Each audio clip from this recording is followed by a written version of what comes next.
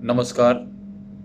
दुनिया के समक्ष कोरोना एक ऐसा संकट है जिसने तमाम धारणाओं को बदल दिया है।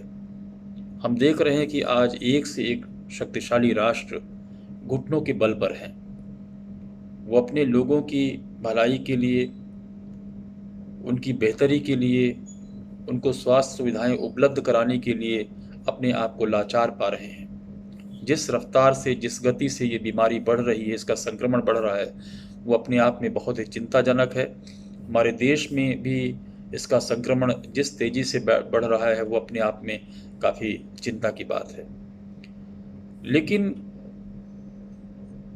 हमने देखा कि ऐसे कोई व्यक्ति नहीं है, ऐसा कोई वर्ग नहीं है, ऐसा कोई जीवन का क्षेत्र नहीं है जहाँ इस बीमारी का, इस संक्रमण का असर ना हुआ हो। लेकिन सबसे ज़्यादा लोग, समाज के वो लोग जो अपने दिन प्रतिदिन के लिए कमाई करते हैं, रोज़ खाते कमाते हैं, मजदूरी करते हैं, जो गरीब तबका है, जो ज़रूरतमंद लोग हैं, उनके सामने जिस तरह की दिक्कतें आई इस बीमारी के कारण, वो अपने आप में बहुत ही तकलीफ़देह थी। लोग 2 जून की रोटी के लिए मोहताज हो गए। और कहते हैं कि आपदा से भी बहुत सारे रास्ते निकलते हैं। हमने देखा कि इस संकट के दौरान भी बहुत सारे ऐसे लोग, बहुत सारे ऐसे स्वयंसेवी संस्थान थे या हैं जो आगे आकर के मानवता की सेवा में अपना सब कुछ न्यौछावर किया है। अपना पूरे तन मन धन से उन्होंने सेवा की है।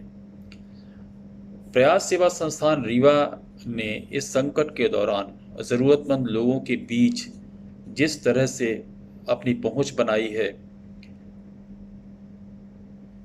भूखे लोगों के लिए चाहे भोजन देने की बात हो, बीमार व्यक्तियों तक औषधियाँ पहुंचाने की बात हो, दवा दारू पहुंचाने की बात हो, या और कोई ज़रूरत उनके जीवन में रही हो, दैनिक जीवन में रही हो, उसको पूरा करने की बात रही हो, तो हमने तमाम माध्यमों से हमें ये जानकारी मिली, सोशल मीडिया से हमें जानकारी मिली कि प्रयास सेवा संस्थान के जो कर्मी हैं, जो उसके कर्ता धर्ता हैं, उन लोगों ने पूरे तन मन धन के साथ निस्वार्थ भाव से ज़रूरतमंद लोगों तक हर तरह की सुविधाएं पहुंचाने का प्रयास किया।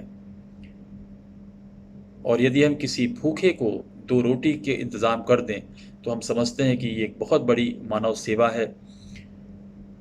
तो संकट के समय जिस तरह से प्रयास सेवा संस्थान के कार्यकर्ताओं ने रीवा में कार्य किया है, वो अपने आप में मानवता की सेवा के क्षेत्र में एक अद्भुत मिसाल है। हम इसके लिए प्रयास सेवा संस्थान के तमाम कार्यकर्ताओं को बहुत बहुत बधाई देते हैं और उनको इस बात के लिए शुभकामना देते हैं कि जब भी समाज को ज़रूरत हो, आगे भी कभी इस तरह की आवश्यकता होगी, तो वो आगे आएँ।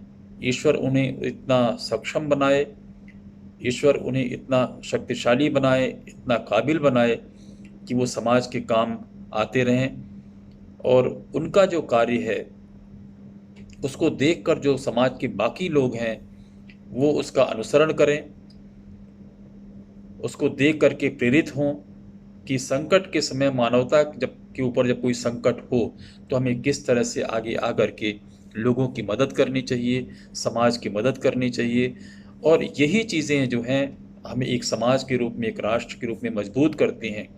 प्रयास सेवा संस्थान को बहुत बहुत शुभकामनाएं, बहुत बहुत बधाई और उम्मीद करते हैं कि आगे भी उनका ये जो सामाजिक सरोकार उनका है वो आगे भी जारी रहेगा और पूरी क्षमता के साथ वो लोगों की भलाई के लिए अपना योगदान देते रहेंगे। बहुत बहुत धन्यवाद, बहुत बहुत बधाई, शुभकामनाएं।